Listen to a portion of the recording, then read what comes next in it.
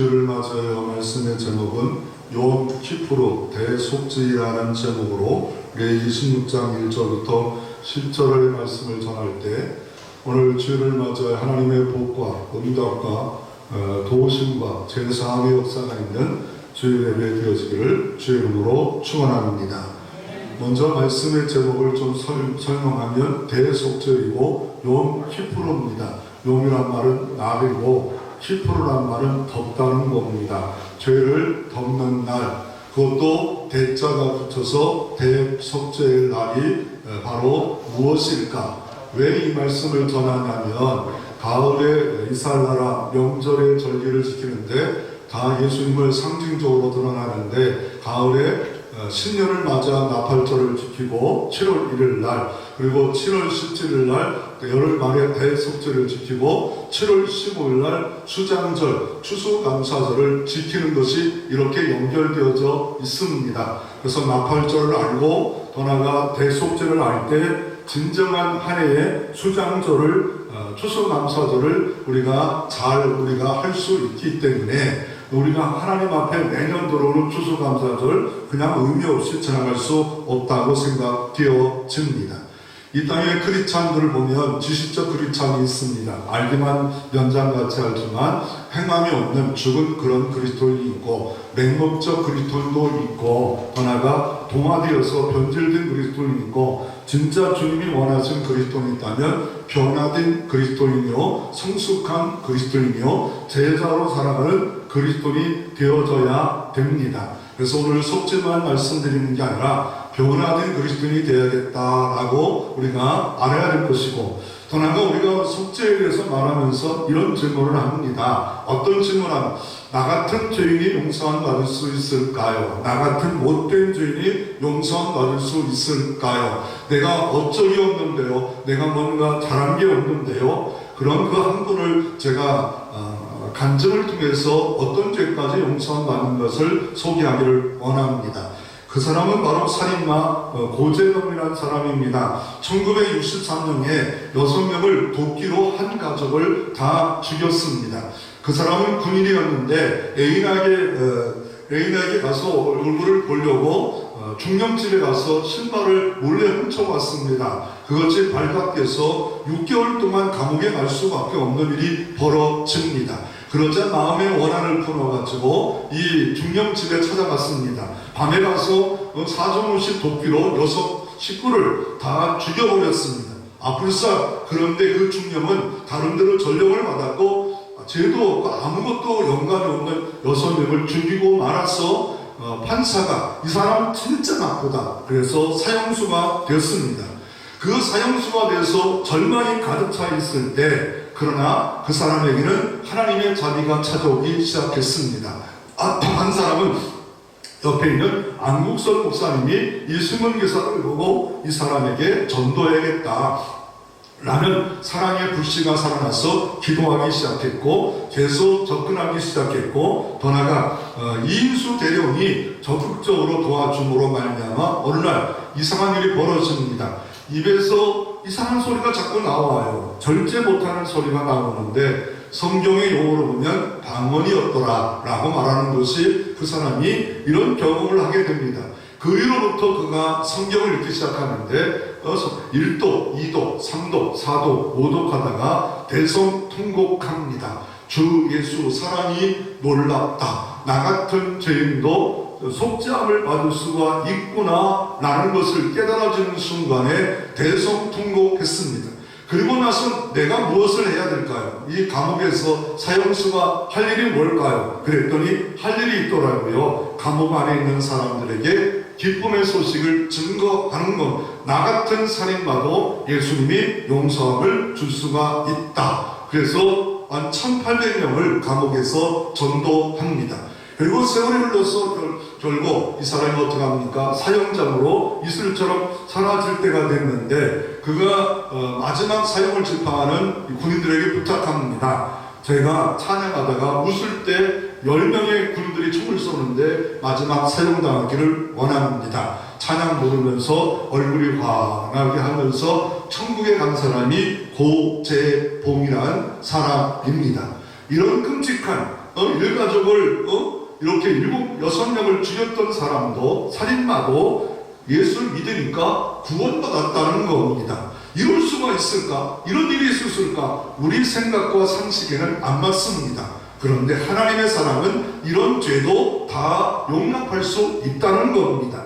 인간은 어때요? 인간은 죄가 크다, 죄가 제일 크다 라고 하지만 성경은 뭐라고 말합니까? 한 가지 죄를 범하면 모든 죄를 범한 것과 똑같다고 하나님은 이렇게 말씀하기 때문에 모든 사람이 멸망받을 수밖에 없었지 고제 복만 멸망받는 게 아니었던 것을 우리가 먼저 죄사함의 하나님의 법은 한량 없도다, 너무 크다라는 것을 우리가 분명히 말씀하고 계신 것을 우리가 알 필요가 있습니다. 그래서 오늘도 우리가 이 욤 키푸르를 통해서, 이 대속죄를 통해서 하나님이 무엇을 말씀하고 있을까? 많은 하나님의 오해가 여기에 있습니다. 이단들도 이 말씀을 너무 많이 증거해요. 이 절기에 대해서 증거해서 이게 기존 교회에서 거의 증거를 하지 않기 때문에 이 방어하고 변증할 수가 없습니다. 그래서 이 날이 어떤 날인가? 첫째로 죄인 인간이 하나님께 나아가는 절차가 있음을 오늘 레위기 16장에서는 말씀하고 있습니다.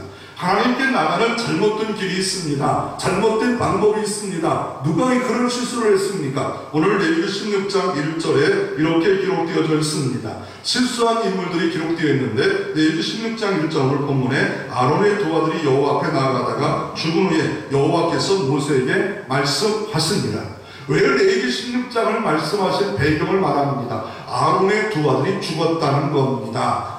아론의 두 아들이 죽었습니다. 그게 나답과 아비온데 정말 이게 이름도 좋아요. 내 아버지는 하나님이다, 뭐 이런 뜻을 갖고 있는 이런 좋은 사람, 특별히 또 모세 형인 아론이 제사일을 맡았는데 그 이에도 이다말과 엘리야살의 아들 넷이 있었는데 반이 다 죽어버렸어요. 그 이유가 레위기 9장에 기록되어져 있습니다. 그 이유는 이게 하나님 앞에 불을 갖다 가지고 와야 되는데 자기 향로로 자기가 불을 만들어서 가져갑니다. 그런데 레위기 9장에 하나님이 이 성전의 여호와의 불이 여호와께서 직접 불로 살아버렸어요. 살아버린 그 불을 가지고 간직하고 이렇게 해야 되는데 자기 방식, 자기 향로, 자기 것을 가지고 했는데 여호와께서 치심으로 말미암아 죽고 나서 모세에게 이 말씀을 하고 있는 것이 대속죄 제사를 말하고 있는 겁니다. 이걸 한마디로 말하면 하나님께 나오려면 절차를 가져라. 분명한 방법이 있다. 마음대로, 자기 생각대로, 자기 향로, 내가 제사장이니까 마음대로 나오면 죽을 수 있다는 것을 말씀하고 있는 내용입니다.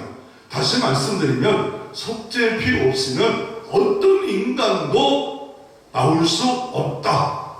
예배, 기도도 나올 수 없다라고 우리에게 말씀하고 있습니다. 그러므로 지성소에 들어오려면요, 하나님께서 어떻게 들어오는 것에 대해서 이 모세오경에 특별히 4개 말씀하고 있습니다. 모세오경이 뭡니까? 창세기 말씀이 있는데, 이거는 아브라함, 이삭, 야곱, 요셉을 통하여 여호와는 창조자다, 이것을 말씀하고 있고, 출애굽기는 뭡니까? 여호와는 구원자임을 말씀하고 있고, 더 나아가 그 뒤에 민수기 신명기는 어떻게 합니까? 하나님은 어떻게 모든 삶에 여호와께서 은혜를 주시고 율법을 지켜라. 그런데 레위기는 여호와께 나아가는 길을 알려주는 겁니다. 여호와께 예배하는 길을 알려주는 겁니다. 특별히 하나님을 만나는 절차에 대해서 말씀하는데 그게 레위기입니다. 레위기 전체 22장이 하나님께 나아가는 방법을 예배를 알려주고 있는 거예요. 성도는 가장 중요한 게 예배입니다. 예배자를 찾지 않아요.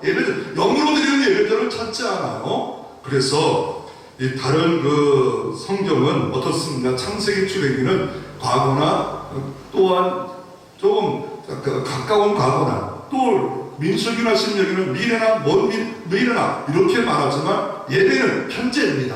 현재 속죄의 표를 의지해서 하나님께 나오라고 말씀하면서, 그러면서 경각심을 주기 위해서 이렇게 대제사장 아들 둘도 죽었단다. 그러면서 하나님께서 경고를 보여주면서 예배에 헛되게 드리지 말라. 그렇다고 막 우리가 죽겠다 이런 생각은 하지 마시고요. 그래도 너무 율법적이다 그렇지 않아요. 예배 드릴 때 뭐 토요일날 미리 준비하고 뭐 옷도 단정히 입고 헌금도 준비하고 이렇게 하는 것까지 나쁘다. 그건 절대 아닙니다. 이건 너무 율법적이다. 아니 복음의 사람들은 마음대로 반정해도 되는 겁니까? 그렇지 않을 수도 있지 않나. 그리고 예배 순서가 뭡니까? 피아노 치는 사람, 헌금위원, 기도하는 사람 미리 와서 10분 전에 예배위원, 안내위원 다 하나님 앞에 기도하고 내가 먼저 정결함을 얻고 그리스도의 사랑으로 섬기는 것이 모든 예배의 수종드는 종입니다. 그럴 때 복을 받는 것이지 내 방식대로 내 경험대로 하겠다 이렇게 되면 진정한 예배자가 될 수 없음을 말하고 있습니다.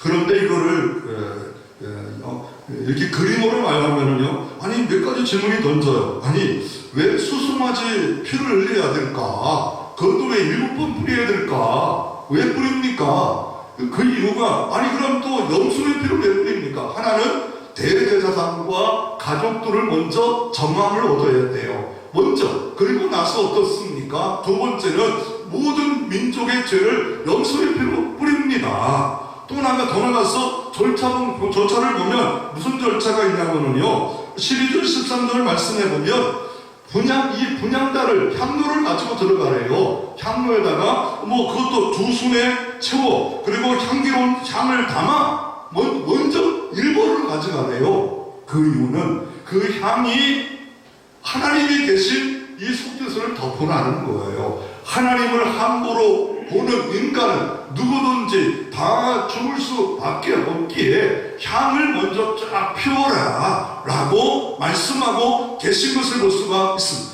오늘도 나 하나님 앞에 나가서 주님 만난다, 지성소의 때를 따라 본문을 얻기 원한다, 예배로 나왔다, 이것이 중요하지만 내가 먼저 하나님과 나서의 허물이 가려지고 이 가려지는 그 시간, 회개하는 시간, 이럴 때 진짜 예배로 우리가 나아갈 수 있음을 말하고 있는 겁니다.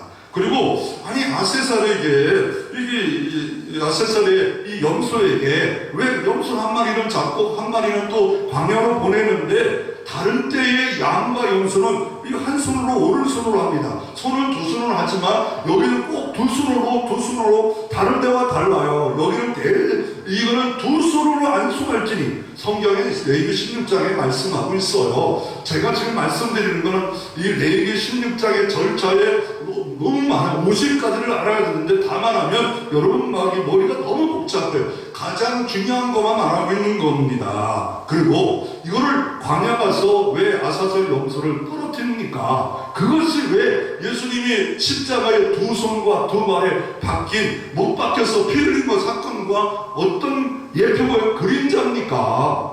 그리고 오해되는 건 너무 많잖아요. 이때 지성소에 그럴 때 제사장이 딸랑딸랑 방울을 달고 방울 달았어요. 방울을 달았는데 그것이 소리가 안 나면 끄집어내면서 끈을 묶었다. 이거는 성경에 절대 없어요. 오늘 성경에 보시면 4절에는 거룩한 세마포 속옷을 입고 갔어요. 그건 겉옷에 있는 방울이에요. 그 겉옷이 안 입고 다 벗고 거룩한 세마포 배옷, 이거는 뭡니까? 우리는 다 겸손하게 죄인처럼 주님 밖에 나오는 그 왕 같은 복 아니에요. 여기다가 견장에 호마로 있고 여기에 12보석이 있고 이런 그거 갖고 나올 수 없었어요. 다 벗으라고 성경이 분명히 말씀하는데 성경을 모르는 이런 분들이 이런 얘기를 하니까 그런가 보다. 그 방울은 분명히 있어요. 제사장들이 방울 있고 옆에 성녀도 달려있어요. 끝에 그거는 평상시 옷이고 오늘 대제사장이 속죄할 때는 속옷을 입고 들어올지니라. 나중에 또 끝나고 속을 벗고 목욕하라. 이런 절차 다 하면은요 너무 많아요. 그리고 여기에 2마리 염소와 1마리 황소 얘도 나중에 또 양도 한번 마지막으로 또 드려져요. 그러니까 이 모든 절차는 우리가 다 알 수는 없어도 그래도 어느 정도 절차를 알아야 되지 않을까. 이걸 정리하면 이겁니다. 황소와 수면수 2마리를 가지고 1년에 한 번 들어온다고 하는데 한 번이 아닙니다. 4번을 데려옵니다. 먼저는 향을 가지고 들어와서 향을 피웁니다. 향을 피우고 거기에 모든 향에 특별히 번제나무를 가려야 됩니다. 가리라 향을 가지고 와라. 아무도 심지어 아론 대제사장도 함부로 주님의 속죄에서 하나님의 임재하는 것을 보지 말라 라고 말하면 접근 금지. 두 번째로 뭡니까? 황소의 피를 가지고 와야 돼요. 황소의 피를 가지고 오는 이유가 뭐예요? 아론과 그의 가족들을 위하여 속죄할지니라.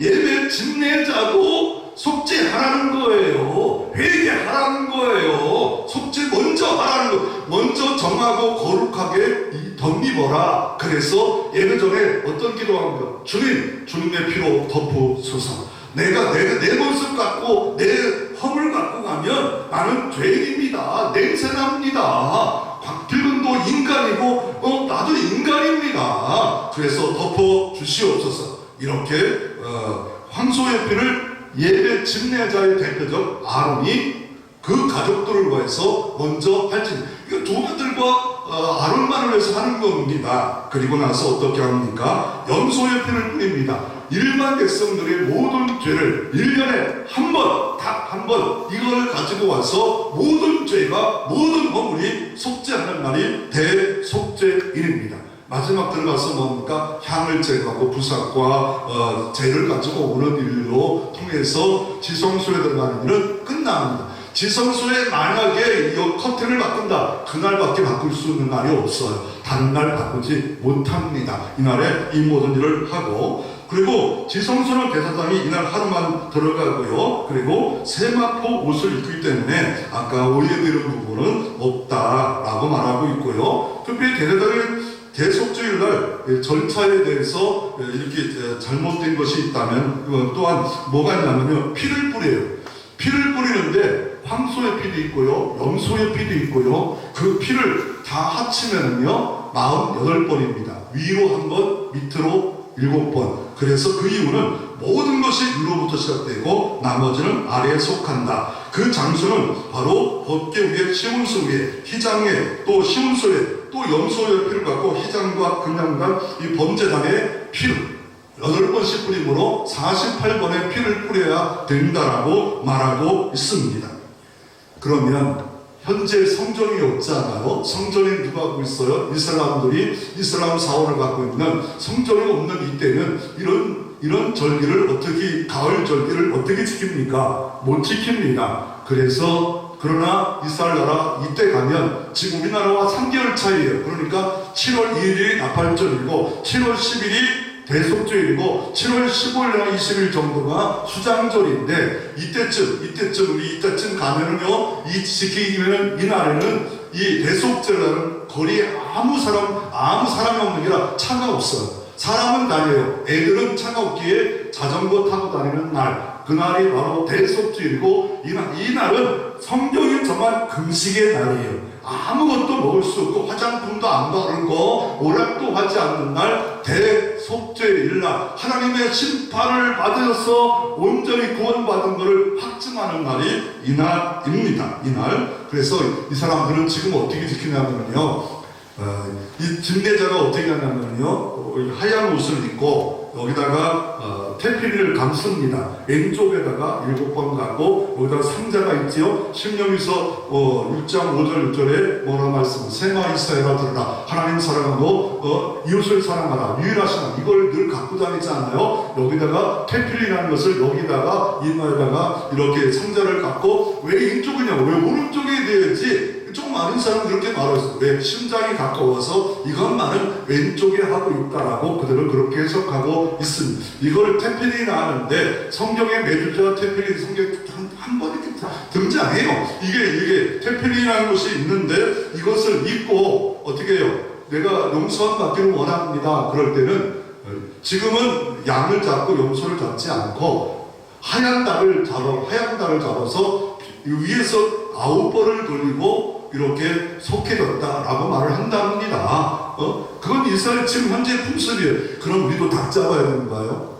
천만의 말씀이에요. 만만의 꿈떡 같은 소리 할 필요는 없고, 그들이 그렇게 하고, 왜요? 바벨론 가서 성전이 없을 때 이렇게 했다가 지금도 이렇게 하얀 닭을 갖고 이렇게 하고, 그 하얀 닭을 갖고 나머지 하얀 닭은 어떻게 하냐? 구제의 일을 통해서 가난한 자가 나눠진 일까지 이렇게 행하고 있다라고 말하고 있습니다. 그래서 5가지 단계가 있습니다. 그래서 먼저 가족들의 죄를 위해서 대제사장이 소송하지. 그리고 어떻습니까? 3단계는 순염소를 불가지고 이스라엘 민족. 4단계는 뭡니까? 아사셀 염소를 통해서 이렇게 머리 안수하고 보냅니다.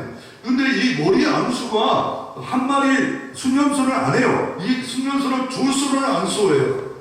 죄를 전가해서 세상으로 보내버리는 아사셀 염소. 아니 근데 2마리가 있을까요? 아니 분명히 염소의 피가 흘렸으면, 지성소를 했으면 용서받은 거 아니겠습니까? 이거는 한 번 더 이거를 행함으로 말미암아 너의 죄가 멀리 보내졌다, 확신시키는 일로 이 2마리 염소를 사용했다라고 말하고 있습니다. 그리고 5단계는 어떻습니까? 제사장이 마지막 다시 모욕을 하고 다시 생합옷을 입고 번제를 드려서 온전히 헌신을 다짐하는 것으로 이 모든 예식은 끝납니다. 이 절차에 대해서 이렇게 교훈하고 있습니다. 그러면 2번째로 이 대속죄의 날은 어느 날일까? 대속죄의 날은 한마디로 말하면 지성소에 들어갈 수 있는 유일한 날입니다. 지성소가 뭔가 하나님의 임재하는 곳에 지성소가 인간이 들어가는데 아무나 들어가는 것이 아니라 아론만이, 대제사장만이 내분에 들어가는 날로 정해진 날이었다라고 말하고 있습니다. 그러나 오늘 2절에도 보면 왜 들어오지 못합니까? 그 위에 속죄소에 구름이 떠올라 있다는 거예요. 하나님으로 계시지 않고 구름으로 떠 있는데, 이게 불기둥 구름기둥으로 떠 있는데 이게 하나님의 임재입니다. 이게 임재인데 이걸 보지 말라는 거예요. 하나님의 딱 보면서 구름 별것도 아니네. 뭐 저래 이렇게 만유력일 수도 있고 평가할 수도 있잖아. 인간이면 별의별 이야기를 할 수 있잖아. 보지 말라는 거예요. 여호와의 임재가 있는 속죄소에 있는 구름을 보지 말고 하나님의 방법대로 나오라 라고 하시면서 먼저 아론 보고 이렇게 제물을 드리나 피를 뿌려라. 왜요? 우리가 정치를 하고 수신제가 치고 평천하예요. 먼저 자기가 잘 다스릴 때 정치로 하는 것이지, 자기가 잘 다스릴 때 일꾼이 되는 것이지, 그럴 때 하나님께서 다른 일꾼이 될 수 있음을 말하고 있습니다. 더 나아가 어떻습니까? 아세살 아까 말씀드린 것처럼 세상 가운데 보내지는데 그 보내지는 이유가 뭡니까? 히브리서 13장 12절에 영문 밖에 주님이 골고다 언덕에서 십자가에 주님이 죽으신 것을 이렇게 예표로 보여지고 있습니다. 그러니까 이 아세살이요, 동문을 보내야 돼요. 동문으로 보내는데 그걸 좀 더 말하면 또 이게 니카노 문이 있어요. 성전에 니카노 문이 있고 옆에 여인들이 있어서 나올 때 여인들과 사람들이 저 아세살을 죽여라, 저거 죽여야 된다. 그리고 동문으로 보내. 예수님이 그렇게 우리의 모든 죄를, 아담과 하와가 죄를 범함으로 말미암아 서쪽에서 동쪽으로 쫓겨남을 당한 것처럼 우리의 죄를 가지고 아세살 염소가 동쪽 골고다 언덕에서 죽으신 것을 이렇게 상징화시키면서 우리에게 교훈시키는 방법으로 주님께서 말씀하고 계신 것을 우리가 말하고 있습니다. 이 대속죄는 무슨 날입니까? 아까도 말씀드렸지만 첫째는 지성소에 들어갈 유일한 날이었다. 2번째는 대속죄일은 죄용서 받는 날이에요. 죄용서 받는 날. 이스라엘 민족의 전체의 모든 죄, 1년의 모든 죄를 다 용서받는 날이라 이게 너무 중요한 절기 중에 절기고 핵심 절기 중에 하나입니다. 우리의 모든 죄를 다 용서한 십자가 은혜가 크듯이 이것이 바로 구속의 은혜입니다. 그것이 바로 욤키프로 대속죄일인데, 그런데 용서만 받는 게 아니라 또 하나는 용서의 반대는 심판입니다. 만약에 이것이 함부로 해가지고 만약에 그러면 그게 아니라 스스로 괴롭게 할지니라. 스스로 괴롭게 할지니라. 누가? 백성들은. 그러므로 그때 금식하는 날이고 성경에 유일하게 금식하라고 나와요. 그리고 어떻습니까? 모든 것을 절제하는 날입니다.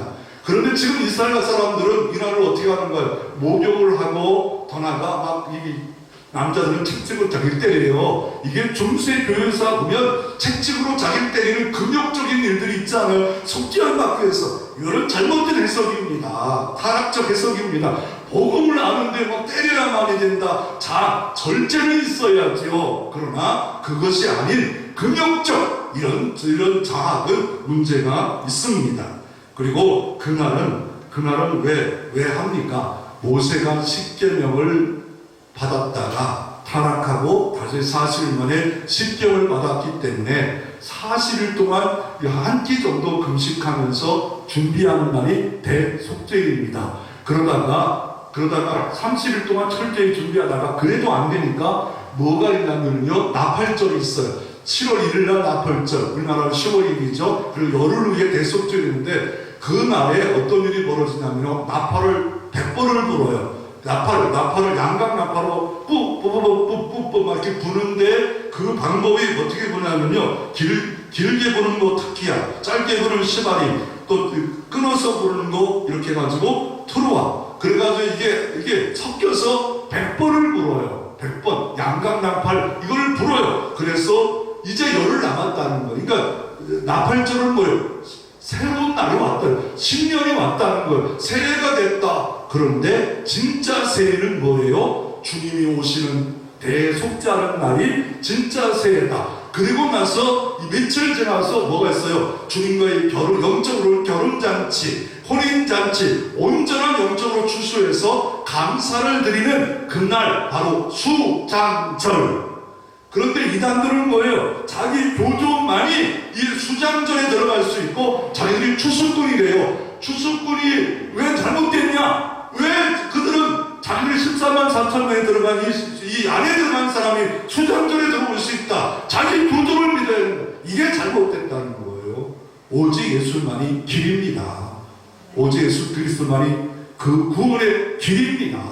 그런데 이단들은 자기 교주를 거기다가 집어넣기 때문에 문제고, 제가 이단 이거 본문하면서 이단 설교를 몇 번 얘기 들었어요. 그리고 기존교도 들어봤어요. 그리고 많은 책도 봤어요. 그런데 이단들은 한결같이 살며시 집어넣어요. 자기 교주를 믿어야 된다는 것. 자기 교주.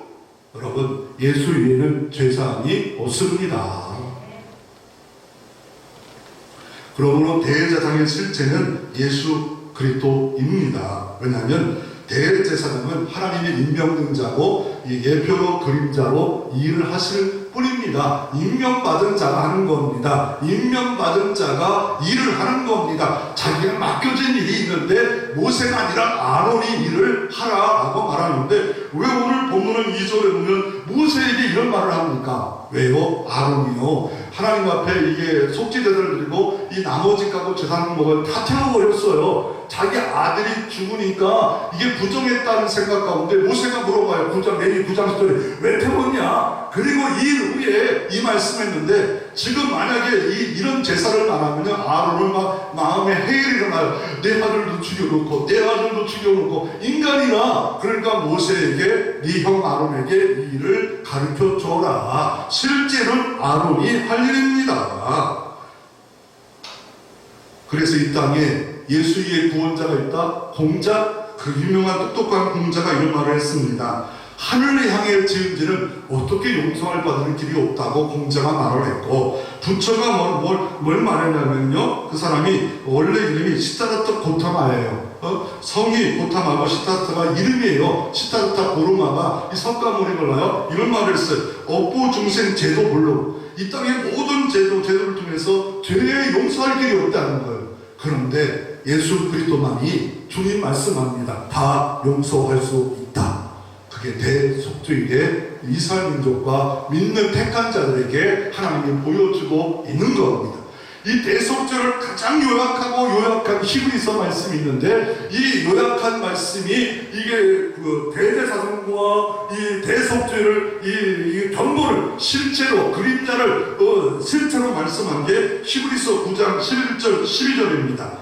그리스도께서 장래 좋은 일에 대제사장으로 오사, 영원한 대제사장으로, 죽지 않은 대제사장으로 이 땅에 오셨대요. 인간으로 오셨대. 하나님이, 죄 없는 인간이 이 땅에 오셨다라고 말씀하고 있고, 손으로 짓지 않은 곳, 뭐예요? 손으로 짓는 게 뭐예요? 성막 같은 거, 창조에 속하지 아니한 더욱 크고 온전한 장막으로 말미암아 천국 장막이 있다는 거예요. 이 땅의 장막은 영원한 장막의 샘플이에요. 이렇게 보여주는 거예요. 완전한 건 아니에요. 그러나 이렇게 천국이 이루어졌다, 예배하고 기도하고 더 완벽한 장막이 염소와 송아지 피로 아니하고 오직 자기 피로 영원한 속죄를 이루사 단번에 성소에 들어가셨느니라.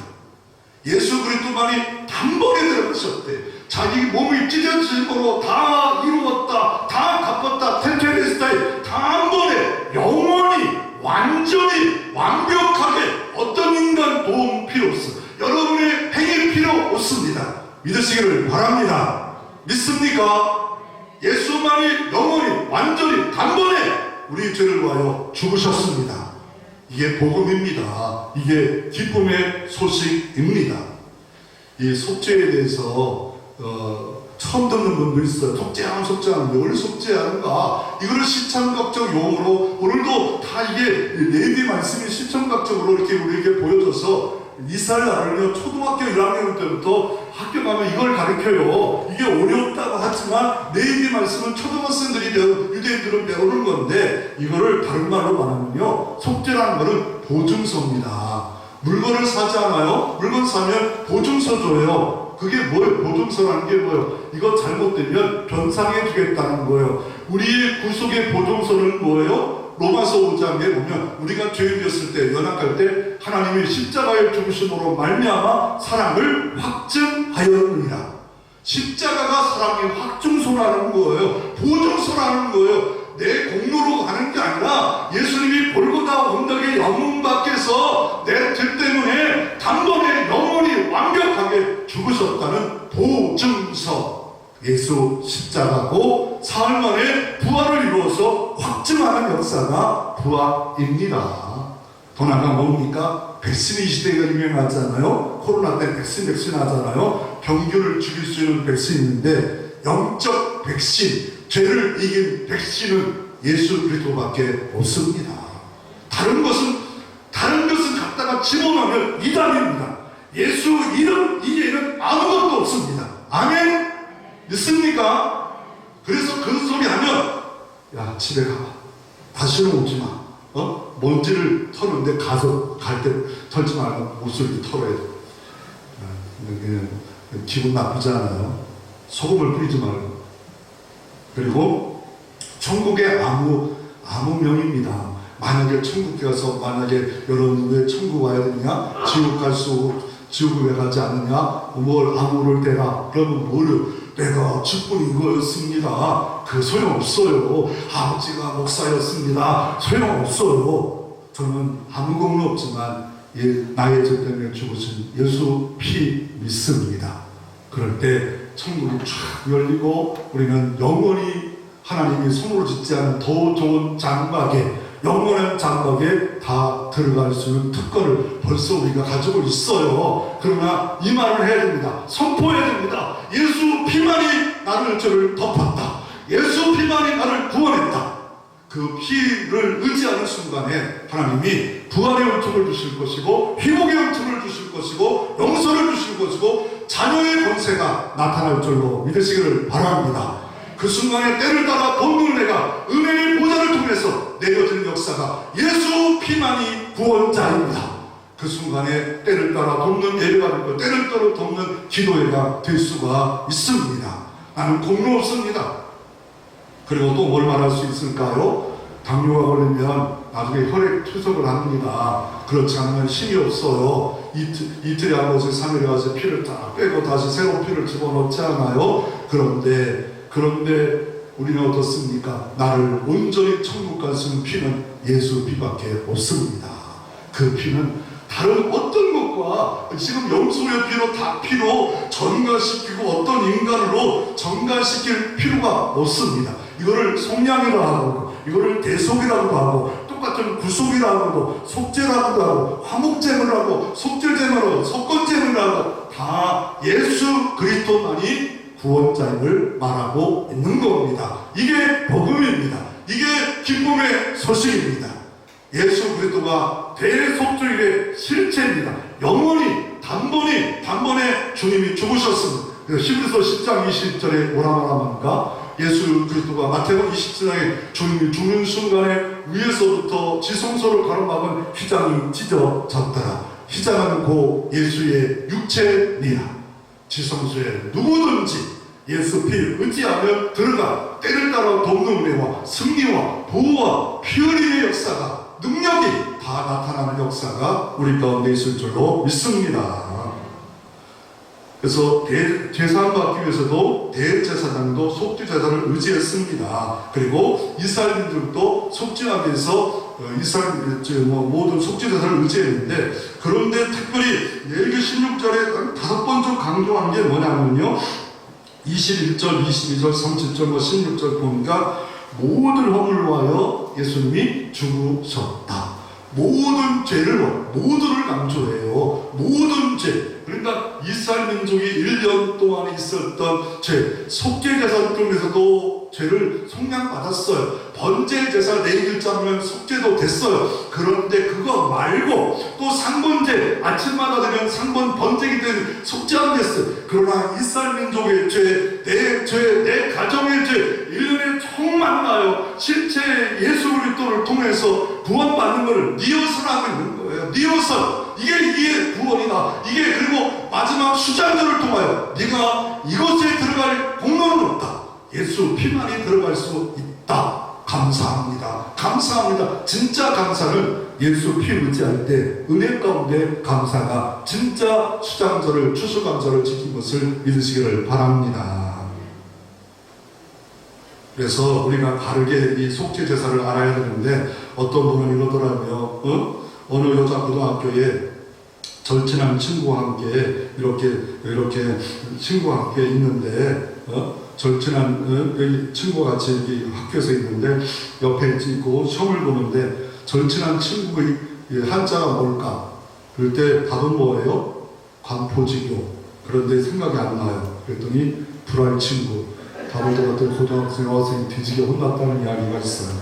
또 어떻습니까? 바르게 알고 살아야 되는데 바르게 알지 못하는 이유가, 대전에 있는 어떤 할머니가 버스를 탔는데 두 의자가 앉았는데 벌떡 한 의자가 있는 청년이 일어나요. 그리고 하나 의자에 있는 청년은 졸은 척해요. 그래가지고 앉아가지고 할머니가 물어봐요. 너 어느 대학 다니지? 충남대 행정학과거든.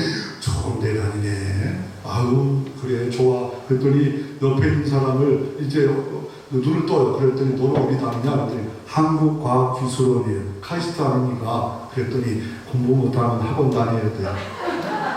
학원 다녀야 된대.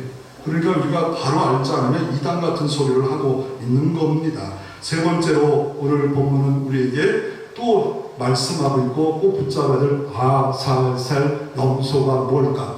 이 아세살이라는 뜻이 여러 가지가 있어요. 뭐 광야 이름이다, 뭐 사단의 이름이다. 그러나 우리가 꼭 알 수 있는 건 뭐냐면 이게 내어 보냄을 받았다 이런 뜻을 갖고 있기 때문에 우리 옆에 보면 이렇게 써 내어 보냈다. 예수 그리스도를 상징하는 것으로 보는 게 가장 좋지 않을까. 안수에서 사단을 보냈다. 좀 뭔가 이상하지 않아요? 이 아사를 위해서 한 거기 때문에 이게 하나님 위해서 이거는 사단이다. 근데 왜 안수까지 하면서 바로 요한복음 1장 29절에 보라 세상 죄를 지고 가는 어린 양이로다. 했던 이런 장면과 이게 같이 복선이 깔리고 있는 그런 내용이 오늘 아세살 염소입니다.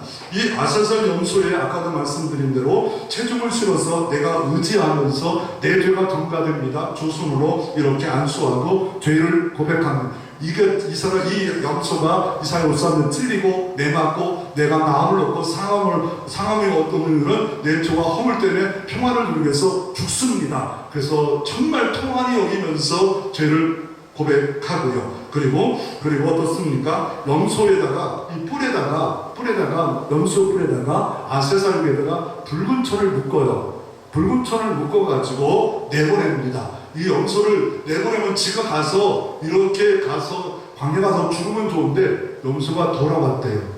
그래가지고 나중에는 법칙을 했는데 10군데다가 이렇게 몬타미아 산까지, 저기 있는 몬타미아 산까지 10군데 사람을 줘서 먹을 거는 주겠지만 거의 못 먹는데 먹고 끌고 가서 결국 남떨어지게 떨어지면 중요한 게 뭐냐면 이 묶었던 이 붉은 줄이 하얀 줄로 바뀌면 그 10사람이 있던 장소에서 동화불처럼 손을 흔들어서 바뀌었다. 근데 신기하게 벌써 성전에 있는 것도 바뀌었다. 돈 같다. 뭐 알아서 하세요. 그렇게 해서 하나님이 우리의 모든 죄를 다 저 멀리 버리셨다. 용서받은 것뿐만 아니라 우리의 모든 체인도 멀리 버리셨다. 예수 그리스도가 세상 죄의 책임을 다 지고 주님이 죽으셨다라고 이것을 상징적으로 보여주는데, 이 사건이 구약에는 이렇게 말을 합니다. 구약에는 시편 102편 12절 말씀에 이걸 연상하면서 이 말씀을 보면 이해가 됩니다. 동이 서에서 먼 것 같이 동쪽에서 서쪽으로 이렇게 서에서 동에서 본 우리 죄가를 우리에게 멀리 옮기셨도다. 아세살 염소가 우리의 죄를 멀리 옮기셨도다. 여기에 복음으로 벌써 아니 이게 왜 복음입니까? 우리 죄를 통해서 서해로 멀리 보냈던 것처럼 우리의 죄의 책임을 멀리 옮기신 누가? 예수 그리스도가. 그리고 이사야 1장 18절 이렇게 말합니다. 여호와께 말씀하시되 오라 우리가 서로 변론하자. 너희 죄가 주홍 같을지라도 눈과 같이 휘어질 것이요 지능같이 붉을지라도 양털같이 희게 되리라. 그러나 양은 변합니다. 나이가 들면 시커매지만 예수 피는 영원히 우리를 희게 만들어 준 줄로 믿으시기를 바랍니다. 그래서 루터는 이런 말을 합니다. 나는 신부였고 나는 의름을 몰랐다. 내 인간의 노력으로 의름을 얻었는데 나중에 독일어판 그리스도의 자유에 관하여 책에 이렇게 말합니다. 내 의는 외래적 의다. 내가 신부로서 고행을 하고 말씀을 많이 보고 연구한 게 아니다. 바로 주님의 통해서 주신 의다. 주님이 십자가에서 다 이루셨다. 죄를 갚았다. 현재, 미래, 과거의 죄를 다 율법을 완성하시고 마치만 그 의, 외래적 의, 두 번째 법적 의입니다. 이거는 딱 때린 거예요. 너는 무죄하다. 왜요? 내 공로가 아니라 예수 피 때문에 모든 죄가 예수 그리스도에 전가되었기 때문에 무죄하다. 그리고 어떻습니까? 그건 전가된 의입니다. 그래서 로마서 3장 1절 이렇게 말합니다. 그리스도 예수 안에 성령으로 말미암아 하나님의 은혜의 값없이 우리의 죄를 간과하심으로 우리를 의롭다 하셨다라고 말씀하고 간과했대요. 이거를 구약의 6월절과 똑같은 거예요. 6월절을 히브리어로 패스합니다. 패스오버라는 영어인데 넘어갔다는 거예요. 우리의 죄가 그리스도의 피로 덮어서 주님의 피로 뿌려져 가지고 덮어서 넘어갔다는 거예요. 우리는 아직도 죄인입니다. 루터가 말합니다. 오른손에는 의를 붙잡고 왼손은 죄를 붙잡아 내는 겸손히 예배자로 겸손히 기도자로 살아야만이 되는데 주님의 의를 붙잡는 사람이 어떻습니까? 겸손히 잊어버린 순간에 교만과 오만과 거만의 예배자가 될 수밖에 없고, 그럴 때 하나님을 만원히 여긴다라고 말하고 있습니다. 우리는 주의 국물을 의지한다면 우리가 마음대로 예배자가 되는 게 아니에요. 더 감사해서 감사를 담아 은혜 가운데 예배드릴 때 하나님은 은혜의 보좌를 통하여 때를 따라 돕는 은혜를 예배 가운데 주시는 역사가 있기를 주의 이름으로 축원합니다.